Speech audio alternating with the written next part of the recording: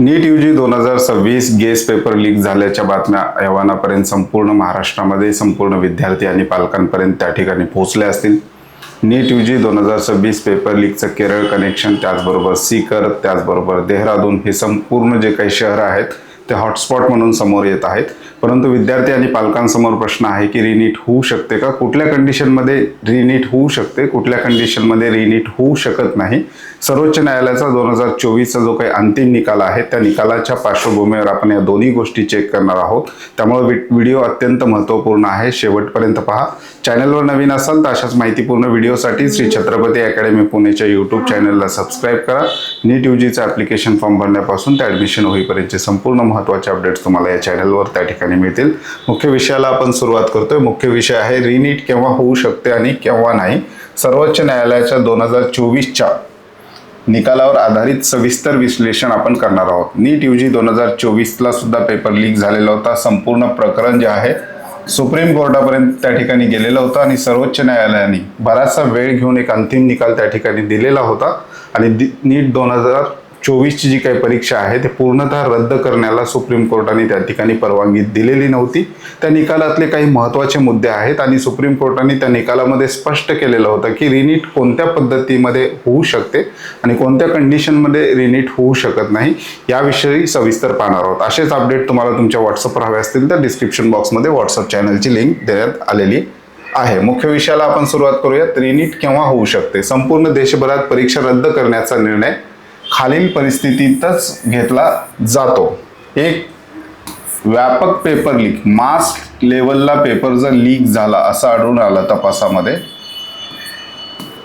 संपूर्ण देशभरामध्ये त्याची व्याप्ती जी आहे किंवा जो काही लीकचं जे काही पॅटर्न आहे संपूर्ण देशभरामध्ये जर पोहोचलं आणि तपास यंत्रणांना असं वाटलं की हा पेपर जो आहे तो व्यापक प्रमाणावर त्या ठिकाणी लीक झालेला आहे, त्या कंडिशनमध्ये रिनीटचा विचार त्या ठिकाणी केला जाऊ शकतो. जर तपासात सिद्ध झाले की पेपर लीकची व्याप्ती प्रचंड मोठी आहे आणि देशभरात पेपर पसरला आहे, परीक्षेचे पावित्र्य पूर्णपणे नष्ट झाले असल्यास रिनीटचा ऑप्शन त्या ठिकाणी येऊ शकतो. त्याच्यानंतर दुसरं, दोषी आणि निर्दोष ओळखणे अशक्य. गैरप्रकार केलेले विद्यार्थी आणि प्रामाणिक विद्यार्थी यांच्यात फरक करणे तपास यंत्रणांना तांत्रिकदृष्ट्या अशक्य झाल्यास, म्हणजेच ज्या विद्यार्थ्यांनी नीटचा पेपर देत असताना किंवा नीटचा पेपर होण्या अगोदर काही गैरप्रकार केले असतील ते विद्यार्थी आणि प्रामाणिक विद्यार्थी याच्यामधला जर फरक तपास यंत्रणांना करणं शक्य झालं नाही तर रिनीटचा ऑप्शन त्या ठिकाणी येऊ शकतो.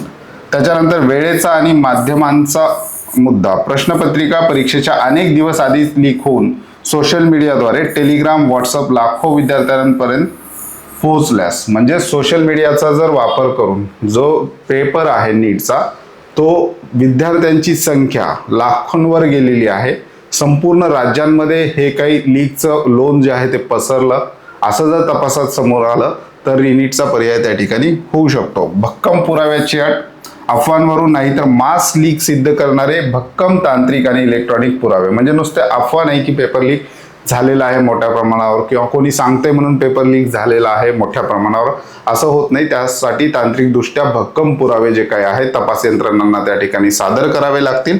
आणि जे मास लीक झाल्याचं जर भक्कम पुराव्या आधारे सिद्ध झालं, सायबर एव्हिडन्स मोठ्या प्रमाणात त्या ठिकाणी सापडले आणि हे प्रकरण न्यायालयात सादर झाल्यास आणि त्या ठिकाणी अशा प्रकारे भक्कम पुरावे मांडले गेल्यास की पेपरचं लीक आहे ते काही हॉटस्पॉट पुरता मर्यादित न राहता त्याची व्याप्ती जर मोठ्या प्रमाणावर असेल तर त्या कंडिशनमध्येच रिनीटचा त्या ठिकाणी विचार केला जाऊ शकतो. सध्याच्या घडीला जे आहे संपूर्ण देशभरामध्ये नीटची परीक्षा जी आहे फेअर कंडक्ट झाल्याचं त्या ठिकाणी दिसून येतं. म्हणजेच आत्ता ज्या काही बातम्या येतात त्यानुसार काही हॉटस्पॉट त्या ठिकाणी झालेले आहेत. विशेषतः सीकर असेल, देहरादून असेल, केरळमधून पेपर लीक झाल्याचं सुद्धा बोललं जातं. तर काही हॉटस्पॉट आहेत ते हॉटस्पॉटच सध्या चर्चिले जातात.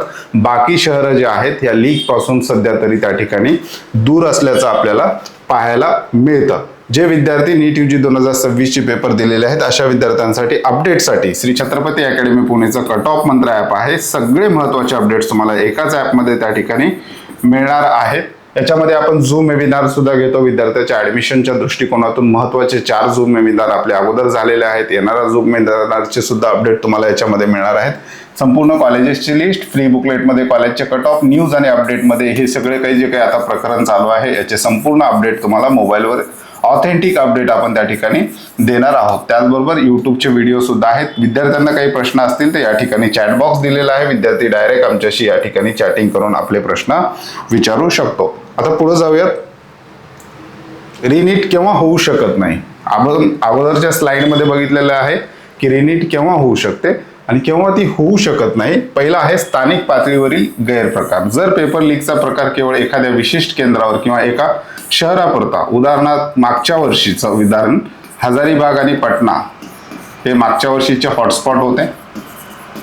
सध्याच्या घडीला या वर्षीचे हॉटस्पॉट कोणकोणते आहेत? केरळमधून लीक झाल्याचं सांगितलं जात आहे, चुरू शहरातून. त्याच्यानंतर तो पेपर आला सीकरला आणि याच्यामध्ये देहरादूनचं सुद्धा काही कनेक्शन त्या ठिकाणी सापडतात. म्हणजेच मागच्या वर्षी सारखंच काही शहरं जे आहेत त्यांचीच नावं त्या ठिकाणी येताना आपल्याला पाहायला मिळतात. अद्यापपर्यंत जो काही तपास झालेला आहे त्यानुसार मागच्या वर्षीप्रमाणेच मागच्या वर्षी हजारीबाग आणि पाटणा आणि गुजरातमधले काही शहरं जे आहेत त्यांची नावं होती. यावर्षी ती नावं बदलून थोडेशा वेगळ्या शहरांची नावं आलेली आहेत. स्थानिक पातळीवरील सध्या तरी हा गैरप्रकार आपल्याला त्या ठिकाणी वाटतो आहे. दुसरं, दोषी विद्यार्थ्यांची ओळख पटणे शक्य. जर तपास यंत्रणांनी सीबीआय फायदा घेतलेल्या विशिष्ट विद्यार्थ्यांची अचूक ओळख पटवली तर केवळ त्यांचेच निकाल रद्द केले जातात. म्हणजेच या प्रकरणामध्ये जे जे विद्यार्थी दोषी सापडतात, जे काही पेपर लीक करणारे व्यक्ती आहेत, त्यांच्यासोबत कनेक्शन असलेले किंवा त्यांच्याशी काही व्यवहार केलेले, त्यांच्याकडून पेपर मिळवणारे जे विद्यार्थी आहेत, अशा विद्यार्थ्यांची जर ओळख, त्याच विद्यार्थ्यांची ओळख त्या ठिकाणी सोशल मीडिया प्लॅटफॉर्मचा वापर करून किंवा सायबर इंटेलिजन्सी वापरून त्या विद्यार्थ्यांची जर ओळख पटली तर केवळ त्याच विद्यार्थ्यांवर त्या ठिकाणी कारवाई होऊ शकते. बाकी प्रामाणिक विद्यार्थ्यांना त्याचा त्रास दिला जाऊ शकत नाही. असंही सुप्रीम कोर्टाने 2024ची जेव्हा हिअरिंग चालू होती, डिटेलमध्ये ह्या गोष्टी त्या ठिकाणी डिस्कस केलेल्या होत्या. त्यामुळं जर विद्यार्थ्यांची ओळख पटणे शक्य असेल तर त्या विद्यार्थ्यांची ओळख पटली तर केवळ त्या विद्यार्थ्यांवर कारवाई होऊन त्यांचा पेपर रद्द करून त्यांना पुन्हा एकदा संधी त्या ठिकाणी दिली जाऊ शकते. परंतु संपूर्ण देशभराला त्या ठिकाणी वेटीस धरलं जाऊ शकत नाही जर ह्या कंडिशन असतील तर. तिसरं, प्रामाणिक विद्यार्थ्यांचे नुकसान. काहीशे विद्यार्थ्यांच्या चुकीमुळे देशभरातील 24 लाखाहून अधिक प्रामाणिक विद्यार्थ्यांवर पुन्हा परीक्षा लादणे अन्यायकारक मानले गेले होते. कधी? 2024 सालचं जेव्हा लीक प्रकरण सुप्रीम कोर्टामध्ये त्या ठिकाणी गेले तर ह्याही गोष्टीचा कोर्ट त्या ठिकाणी विचार करतात. सामान्य डेटा विश्लेषण. NTA आणि IIT मद्रास सारख्या संस्थांच्या अहवालानुसार विद्यार्थ्यांच्या गुणांमध्ये अनैसर्गिक वाढ न दिसल्यास, म्हणजेच 2024ला काय झालेलं होतं, पेपरचं मास लेवल लीक चेक करण्यासाठी सुप्रीम कोर्टाने प्रत्येक सेंटरचा डाटा त्यांनी NTA ला मागितलेला होता. त्या सेंटरवर त्या परीक्षा दिलेल्या विद्यार्थ्यांचा स्कोर किती आहे, देशभरातल्या सगळ्या सेंटरचा डाटा त्या ठिकाणी पब्लिक केला होता आणि त्या स्कोरनुसार तपासलेलं होतं की अनैसर्गिक वाढ त्या ठिकाणी झालेली आहे का, किंवा प्रचंड प्रमाणावर जे काही नीटचा रिझल्ट मागच्या वर्षी 24ला पेपर सुद्धा सोपा होता, त्यामुळं जी काही वाढ आहे स्टेबल त्या ठिकाणी त्यांना सुप्रीम कोर्टाने दिसल्यामुळं सुप्रीम कोर्टाने रिनीटचा निर्णय त्या ठिकाणी दिलेला नव्हता. म्हणजेच 100 विद्यार्थी असतील तर याच्यामधले अवरेज 80 ते 90 विद्यार्थ्यांना हायर साईडलाच त्या ठिकाणी मार्क्स होते. असं नव्हतं झालं की 100 आहे त्याच्यातले 3 विद्यार्थ्यांना 700+ मार्क्स आहेत, बाकी 70% विद्यार्थ्यांना पेपर हार्ड गेला. असं जर सॅम्पल त्या ठिकाणी टेस्ट केलं जाऊ शकतं सेंटरचं आणि त्याच्यामध्ये बघितलं जाऊ शकतं की गुणांमध्ये ॲबनॉर्मल स्पाइक त्या ठिकाणी आलेला आहे का, ह्या सुद्धा गोष्टी. जर हे प्रकरण कोर्टापर्यंत गेलं तर हे प्रकरण निश्चित कोर्टापर्यंत त्या ठिकाणी जाऊ शकतं. तपास यंत्रणा सध्या तपास करतायत. त्यानंतर पुढचे जे काही महत्त्वाचे अपडेट आहेत ते आपण आपल्या ऑनलाईन ॲपमध्ये विद्यार्थ्यांना देणार आहोत.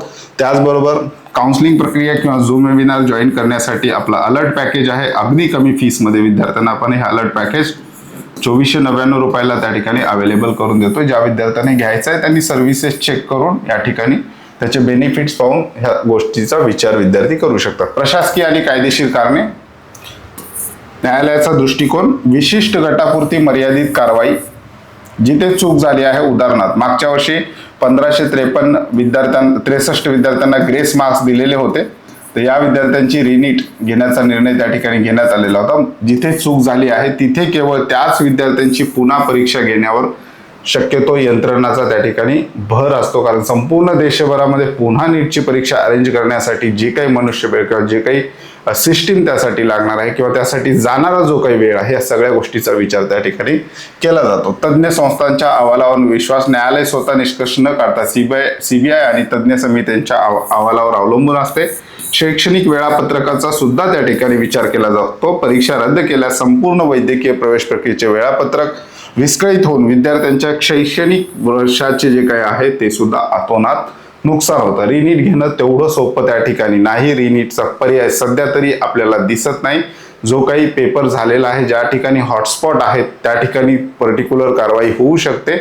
मास लेवल लीक जर समोर आला तर त्याच कंडिशनमध्ये रिनीट होण्याची शक्यता आहे. अन्यथा रिनीटचा जो काही पर्याय आहे शक्यतो गव्हर्नमेंट आणि यंत्रणा त्या ठिकाणी टाळत असतात, कारण संपूर्ण वैद्यकीय प्रवेश प्रक्रियेचं वेळापत्रक जे आहे ते पूर्णतः डिस्टर्ब त्या ठिकाणी होऊन जाऊ शकतं. त्याच्यानंतर व्यवस्थात्मक सुधारणा आहे. परीक्षा रद्द करण्याऐवजी NTA यंत्रणेत सुधारणा करण्यासाठी उच्चस्तरीय समित्या नेमण्याला प्राधान्य दिले जातात. आणि मागच्या 24ला सुद्धा या समित्या त्या ठिकाणी नेमलेल्या होत्या. समितींनी काही सुधारणा सांगितलेल्या होत्या.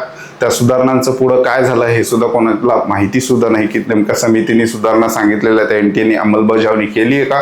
जर अंमलबजावणी केली असती तर अशा प्रकारची जी काही वेळ आहे आता सध्याच्या घडीला आलेली आहे ती देशभरामध्ये आलेली नसती. परंतु मास लेवल पेपर लीक जर सिद्ध झाला तरच रिनीट होऊ शकते.